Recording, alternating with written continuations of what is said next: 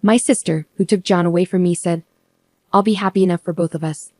She sent me an invitation to her wedding with John, trying to make me jealous. But I told Mom, "We'll go anyway. We'll make sure to make it special." Usually my parents are nice and hardly ever get mad, but they'd had enough of my sister's bad behavior. We went to the wedding with determined smiles, but it turned out to be a disaster, not a happy occasion. I'm Hannah Turner, 24 years old, and I draw pictures for a living. I got married recently, not even a year ago, and my relationship with my husband, John, is strong. We met through a friend and quickly started dating. He proposed to me at a restaurant with a beautiful view at night. Our wedding was full of happiness, surrounded by family and friends. One day, I noticed that my husband John forgot his phone in the living room. I picked it up and brought it to him, saying, "John, you forgot your phone." He seemed a bit nervous as he took it, thanking me quickly before rushing out the door. His sudden rush left me feeling uneasy, and that feeling marked the beginning of my suspicions. After that day, John started carrying his phone with him everywhere, even at home. I found it strange, but I couldn't imagine John would cheat on me, right? We'd been getting along fine without any major problems. So I tried to convince myself that everything was okay. However, my trust didn't last long. While I was hanging up laundry, I saw a notification on my own phone. It was an email from an unfamiliar address. "Hey, long time no see. How have you been?" It seemed like it could be from someone I knew, but I heard about scams where people pretend to be friends, so I decided to ignore it. But then another message came through. "Hey, don't ignore me. I can see you read it. Ignoring your sister? That's just like you, always so mean." Right after I closed my phone, it rang, and it was another message from the same unknown sender, calling me their sister. Indeed, I do have a sister named Sally, but she's known for causing trouble in various ways. Sally, my sister, had a history of causing trouble, especially with money.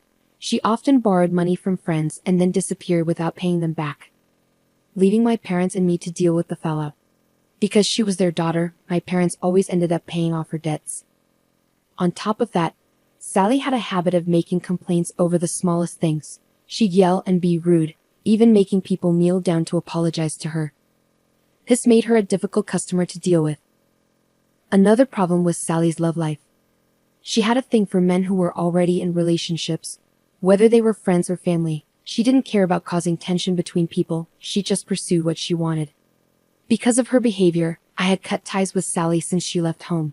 So when I received a message with the word sister on my phone, I felt uneasy. I debated whether to respond, but I ultimately decided to ignore it. Whether it was really Sally or someone pretending to be her, I didn't want to get involved. However, the messages kept coming until I finally opened one to block the sender. What I saw shocked me to my core. It was a message from Sally, saying that John was now hers and that I should hurry up and divorce him. There was even a photo of John and Sally together as proof.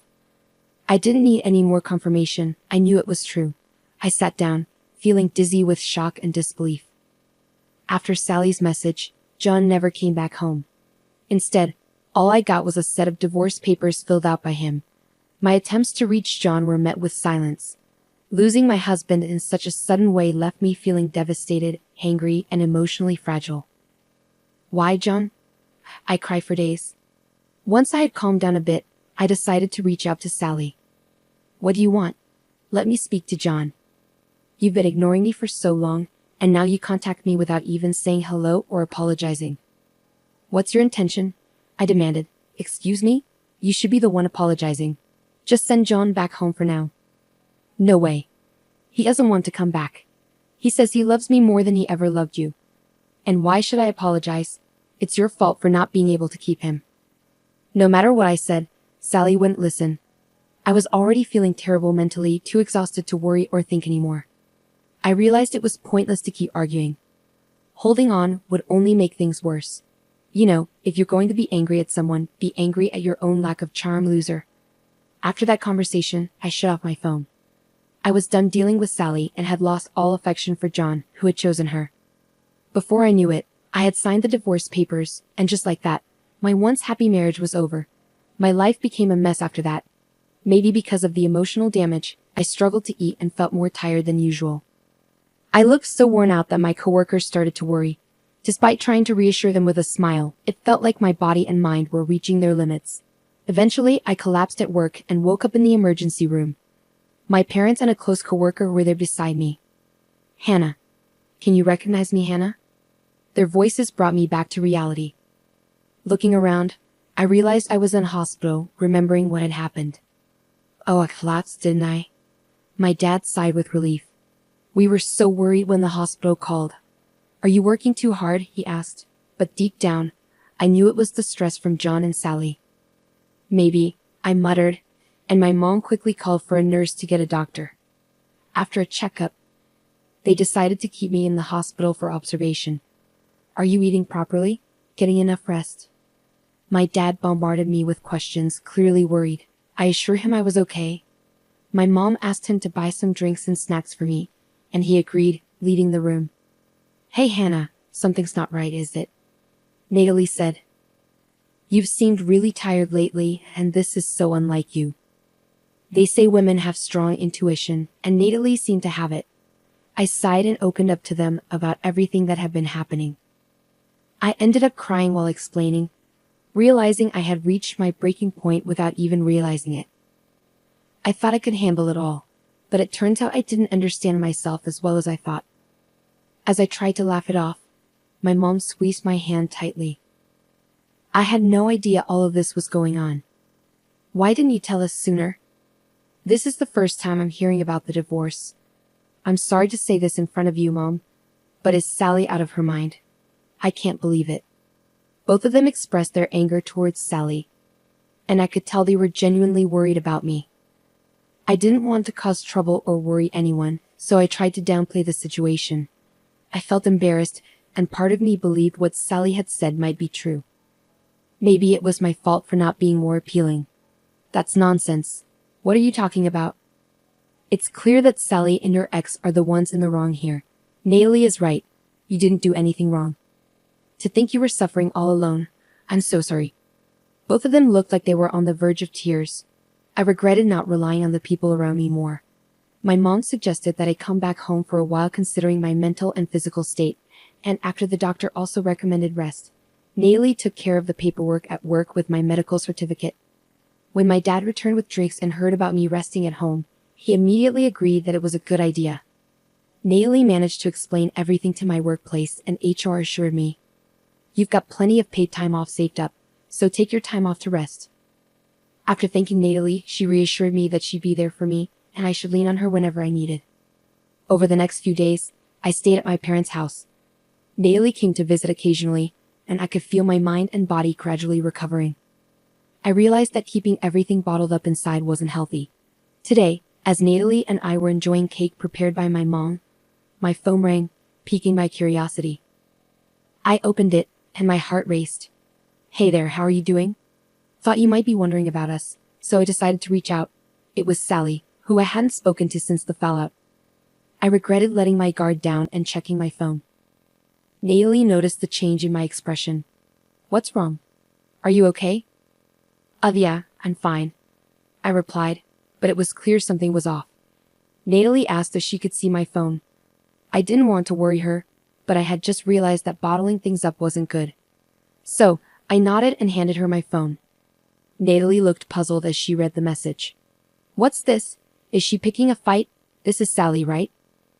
I nodded in response, and Natalie closed the phone. "Just ignore it. Actually, let's block her." "No point in dealing with someone like this," she suggested, and I agreed. Opening my phone to block Sally, just then, another message from Sally came in. "We've been living together smoothly since then, and guess what? I got pregnant." You might be thinking already, but nope. John and I started our relationship 6 months ago. The word pregnant made time stop for me. We had been trying to conceive during our marriage. It would be great if we could be blessed with our baby soon, we used to say. Reading this message hurt deeply. Tears started flowing, and Natalie, seeing me cry, took the phone from my hand. After reading the message, she yelled, "What? I can't believe this. I'm so mad I could explode. We should sue them."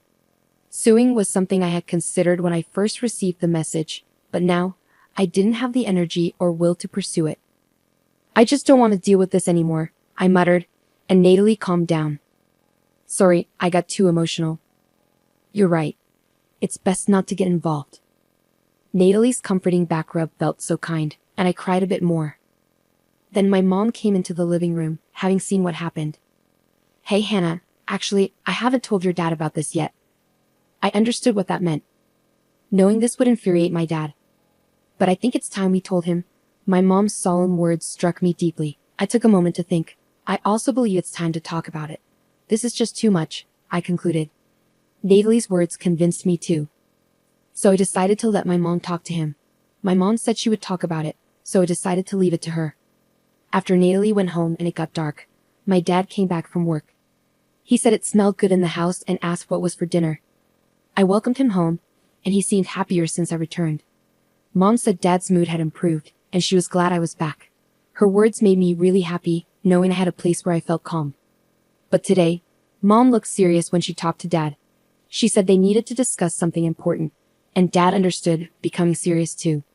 Then Dad mentioned it was about me, and I could see kindness in his eyes, which almost made me cry. After explaining everything to Dad, he seemed calm but a bit angry.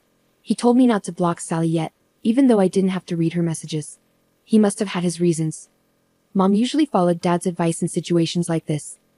Dad also suggested letting Natalie know about it. I understood and agreed. Both Mom and Dad reassured me that everything would be okay and that they were here for me, along with Natalie. Their kind words and smiles made me feel so relieved and happy that I ended up crying. Seeing this, both my parents laughed, and my heart felt warm. That night, I told Natalie everything, and she said, "It's wonderful you have such supportive parents, and remember, you've got me too." I gazed at the stars, feeling comforted. After talking it over more, I decided to move back home. That meant going back to my parents' place since it's close enough to commute to work from there. Natalie thought it would be better for my mental well-being to be away from a house full of painful memories. Since I was the one on the rental contract, I handled canceling it and sent John's stuff to his parents' house. On moving day, I sorted out mail forwarding at the post office and completed the move smoothly. I bid farewell to the landlord with a smile, leaving on good terms. Back at my parents' place, I settled back in and returned to work. My coworkers had been concerned, but now I could genuinely tell them I was okay with a smile. My boss reminded me not to push myself too hard, which made me appreciate my workplace even more. A few months later, I returned home. When I got there, my mom had a serious look on her face. She said we needed to talk and asked me to come to the living room after changing. I sensed something was wrong from her expression. After changing, I went to the living room where my parents sat, looking puzzled over a letter. I sat down in front of them, and they showed me the letter. It was an invitation to a wedding, but what could be the problem with it? I asked if I could see it, and my dad said yes. When I looked at it, I saw it was from Sally and John. I was shocked. What? I couldn't believe it. "You filed a forwarding address because you moved, right?" my dad asked. "Yes, that's right." No wonder both my parents looked worried, but surprisingly, I felt calm. If this had happened before, I would have been really shocked, but now, I just felt disgusted. "Are you okay?" my mom asked, concerned. Dad was also watching me. "Somehow, I'm better than I expected. I just feel disgusted. I wonder how far they want to go to insult me, right? Even if she's my daughter. This is too much for me to handle," I said. "I'm glad Hannah isn't as shocked as we thought, but this is still unacceptable." I could see my parents were angry for my sake. I'm grateful for my parents who were standing up for me. The invitation was addressed to me. "Do I have to go?" I asked, feeling uncertain, and my parents looked at me with determination. "Mom and I will go. We'll show them what hell looks like." It was unsettling to see my usually gentle parents so angry. "But the invitation is addressed to me," I pointed out. "Well, we're the parents of the bride. It would be rude not to attend, right?" my dad reasoned. "Exactly. It's our daughter's wedding. We're looking forward to it," Mom said with a smile, but her eyes didn't match her expression, making me nervous. Dad brushed off my concerns and kept getting ready. "I hope it's okay," he said, ignoring me. I heard a car pulling up, so I went to check if they had called a taxi. But instead, I found Natalie stepping out of a familiar car. "Natalie, what are you doing here?" I asked in surprise as I opened the door. She looked stunning in her party dress. "Good morning. Are your dad and mom ready?" she asked, ignoring my question. "Wait, am I attending the wedding too?" I was shocked by her statement. When my parents came out, I asked them what was going on. It turned out that one of John's relatives was a friend of Natalie's. Upon hearing about the situation, she was invited to attend as his relative's girlfriend. My parents didn't object. In fact, they seemed excited about going together. As I pondered what they were up to, Natalie said, "I can't just sit back after what happened to Hannah. You get it, right?" Despite feeling anxious, I agreed. Then my parents and Natalie left together for the venue in one car. I thought about joining them, but Natalie seemed to sense my hesitation and said, "If you want to see, I can show you through a video call." So I stayed home and trusted them. But my curiosity got the best of me, and I reached out to Natalie for a video call. When they arrived at the venue, my parents and Natalie headed to the reception. Natalie was on the guest list, thanks to John's relatives' arrangement, but my parents weren't listed since they weren't officially invited. The receptionist went to check their names, and that's when Sally showed up. Sally was surprised to see my parents and couldn't hide her confusion. "Why are you here?" she asked. "Well, we're the parents. It's only natural for us to come," my parents replied. "There seems to be a mistake. We didn't receive an invitation," they explained, which made Sally force a smile. The invitation was actually meant for Hannah. Yes, we were surprised when Hannah told us about it. We had no idea about the wedding. Since Hannah couldn't make it today due to work, we came instead. It's fine to invite Hannah, but you should have sent one to us too. It wouldn't look good without the bride's parents, right? My dad pointed out, mentioning the lack of invitation twice. Though I couldn't see my parents' expressions through Natalie's video call, I could picture the scene in my mind. "Yes, I'm your daughter after all. Of course, you'd be happy." Sally seemed to genuinely believe my parents came for her sake. I thought she was delusional, I muttered to myself. Then John appeared. He turned pale at the sight of my parents. "Relax, John. They came to celebrate with us. They must really love me, especially since Hannah is like that," Sally reassured John, who seemed relieved and greeted my parents with a smile. John's parents also joined in, and the atmosphere became friendly and warm.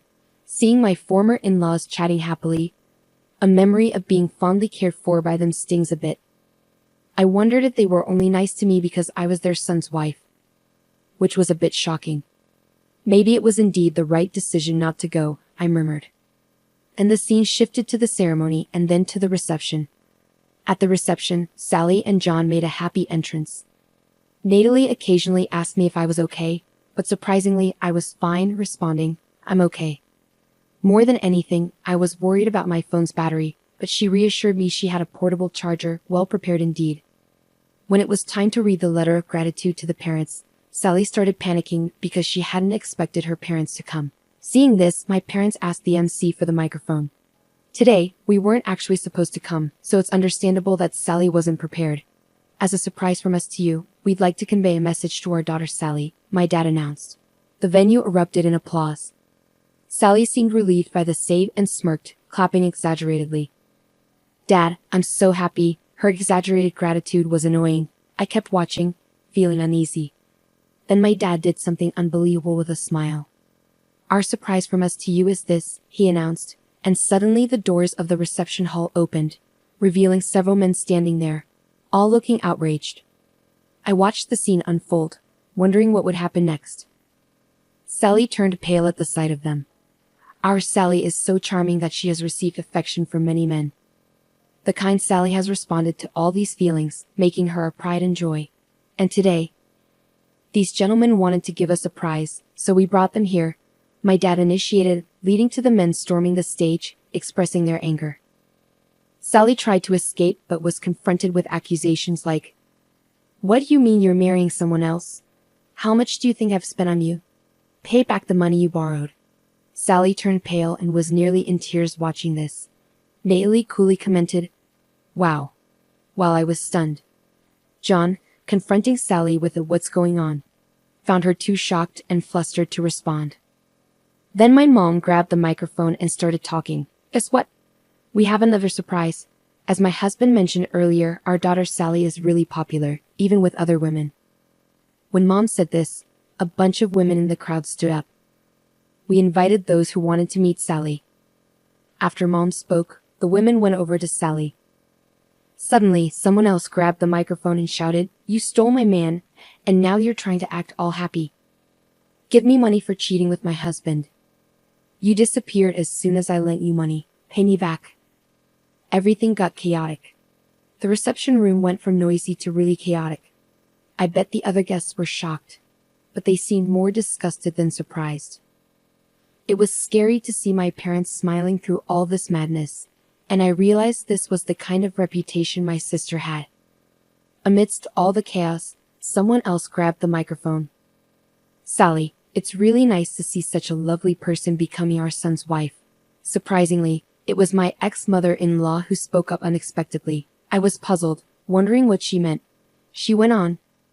It might not be as grand as the surprise Sally's parents prepared, but we also have something special for you. John seemed shocked by his mother's words. What do you mean, Mom? Can't you see what's happening? But his attempt to calm things down was ignored by my ex-father-in-law, who took hold of the microphone. First, we want to thank Sally's parents for their thoughtful surprise. I happen to own a business, and we decided to remove John from his expected position as my successor. That's our surprise for you. What? What's going on? Sally and John were shocked. I remembered hearing about John being prepared to take over his dad's business during their marriage, so his dad's announcement was surprising. What are you saying, Dad? You've made your own choices, cheated by your own will, divorced by your own will, and remarried by your own will. Someone who can make such commendable decisions should start your own business rather than take over mine. Don't decide on your own. You said I was the successor. John looked panicked. We're serious. You're already doing great on your own. Use your judgment to live your life from now on. With Sally by your side, his dad replied. Exactly, I couldn't be prouder of having a son who can make such independent decisions. I was stunned. My ex-in-laws seemed to be laughing along with my parents, but their eyes didn't match their smiles. They seemed pretty angry. Natalie found the situation amusing. They deserve it. I can barely keep from laughing. I'm just speechless, I said, and Natalie caught me up on what had happened while I was away. My ex-in-laws came to apologize. They truly considered me and my parents as part of their family. They had teamed up with my parents to plan this surprise retaliation. Natalie had been keeping in touch with my parents and had also heard the story from John's relatives, so she knew everything. Hearing this brought tears to my eyes, realizing I had so many people supporting me. You're not alone, Hannah. There are so many people who care about you, Natalie said, trying to hold back her own tears. How could we stay silent when someone we care about is hurting? Yeah, I cried, unable to speak properly, just nodding. Thank you, I managed to say finally. I saw my parents and ex-in-laws smiling kindly at me through the screen. Meanwhile, chaos continued at the venue, with the staff trying to calm down the disastrous situation. Then, a man stood up and made his way toward the stage. He stood in front of John, who then collapsed to his knees. After saying something to John, the man returned to his seat. Hey, what did that man say? I couldn't quite make it out from this far away unless he used a microphone. Maybe I should go ask him directly, Natalie suggested and headed toward the man with her phone. Excuse me, she said as she approached, and the man turned around. I was surprised. Uncle? It was indeed my dad's brother, my uncle. Natalie showed him the screen, and upon seeing me, my uncle looked surprised and very happy. Hannah, are you okay? I heard about what happened today from your dad. It must have been tough. Thanks for worrying about me, but I'm fine. By the way, what did you say to John just now? I told him that since I run this hotel, I'll be seeking compensation for the damages. The reception hall is a mess because of the bride and groom, my uncle explained.